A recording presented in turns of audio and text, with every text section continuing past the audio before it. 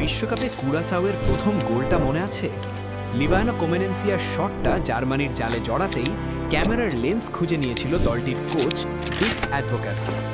গোলের পর ডাগ আউটে এই কোচের আবেগ ছুঁয়ে গিয়েছিল সবাইকে। আর জাতীয় সঙ্গীতের সময় বোঝা গিয়েছিল জনসংখ্যার ভিত্তিতে বিশ্বকাপের সবচেয়ে ছোট দেশটিকে হৃদয়ে কতটা ধারণ করেন টুর্নামেন্টের ইতিহাসের সবচেয়ে বয়স্ক এই কোচ। আজকের গল্পটা কুরাসাও এবং তাদের ডাচ কোচ ডিক অ্যাডভোকেটকে নিয়ে। মাত্র ১.৫ লাখ মানুষের ছোট্ট একটা ক্যারিবিয়ান দ্বীপ কুরাসাও ২০১১ সালে মানচিত্রে স্বাধীন ফুটবল দল হিসেবে নাম লেখানোর পর তাদের অবস্থা ছিল বড্ড করুণ। ম্যাচ খেলতে অন্য দেশে যাওয়ার মতো বিমান ভাড়া কিংবা ন্যূনতম সুযোগ সুবিধার টাকাও ছিল না এই দ্বীপ রাষ্ট্রে। বিশ্বকাপ খেলা তো অনেক দূরের কথা, কিন্তু ভাগ্য বদলালো এক ডাচ জাদুকরের স্পর্শে। জেনারেল খ্যাত রাইনেস মিশেলের সরাসরি শিষ্য লিটল জেনারেল ডিক অ্যাডভোকেট যখন ২০২৪ সালে এই ভাঙাচোরা দলের হাল ধরেন, তখন থেকেই যাত্রা শুরু হলো এক ফুটবল রূপকথা। নেদারল্যান্ডে ছড়িয়ে ছিটিয়ে থাকা প্রবাসী কুরাসাওয়ান ফুটবলারদের এক সুতোয় গাঁথলেন তিনি, আর ফুটবল দুনিয়াকে অবাক করে নাম লিখিয়ে ফেললেন ২০২৬ বিশ্বকাপে।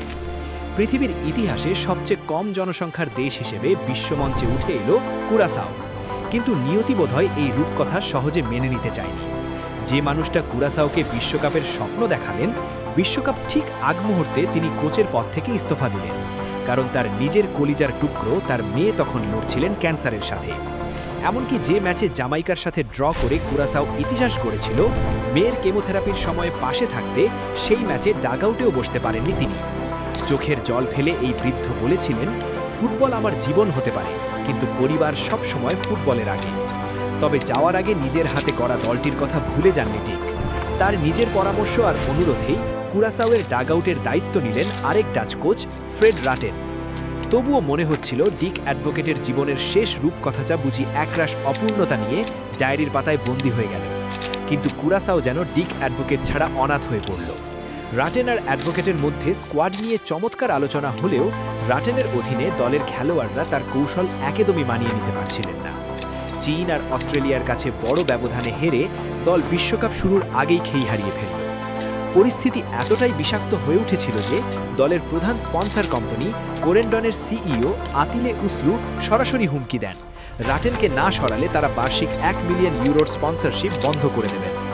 কুরাসাওয়ের ফুটবল তখন এক অতল অন্ধকারে। বিশ্বকাপ শুরুর মাত্র ১ মাস আগে রাটেনও পদত্যাগ করতে বাধ্য হন। ঠিক তখনই যেন দেখা দিল এক অলৌকিক আলো। খবর এলো ডিক অ্যাডভোকেটের মেয়ের শরীরে কেমোথেরাপি আজ করতে শুরু করেছে, তিনি সুস্থ হয়ে উঠছেন। আর দেরি করেননি ৭৮ বছরের এই বৃদ্ধ। যে কুরাসাওকে তিনি নিজের সন্তানের মতো ভালোবেসেছেন, তাদের বিপদে ঘরে বসে থাকতে পারেননি তিনি।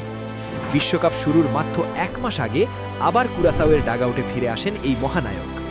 জার্মানির বিপক্ষে যেদিন কুরাসাওয়ের ডাগআউটে দাঁড়ালেন, তখন ডিক অ্যাডভোকেট কেবল একজন কোচ ছিলেন না, তিনি বনে গেলেন বিশ্বকাপের ইতিহাসের সবচেয়ে বয়স্ক কোচ।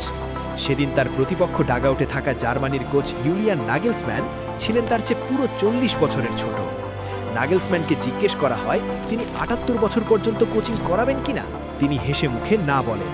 এর জবাবে রসিক ডিক বলেছিলেন, নাগেলসম্যান চুলন বয়সে বায়ার্ন মিউনিখ থেকে বরখিস্ত হয়ে অনেক টাকা পেয়েছিল, ওর তাড়া নেই, আর আমি কোচিং করাই কারণ আমি এই ফুটবলটাকে বড্ড ভালোবাসি। ২ বছর এই ছোট্ট দ্বীপের সাথে কাজ করে নিজেকে একজন খাঁটি কুরাসাওয়ান দাবি করা ডিক আজ বিশ্বমঞ্চে দাঁড়িয়ে প্রমাণ করেছেন, ভালোবাসা আর জেদের কোনো বয়স হয় না। ১.৫ লাখ মানুষের এক সমুদ্র স্বপ্নকে পিঠে নিয়ে ৭৮ বছরের এই বুড়ো আজ ফুটবল ইতিহাসের অন্যতম সুন্দর এক মহাকাব্য লিখছেন, যেখানে কোনো জটিল সমীকরণ নেই, কেবলই জড়িয়ে আছে বেঁচে থাকার এক পরম আকুতি আর ফুটবলের প্রতি নিঃস্বার্থ ভালোবাসা।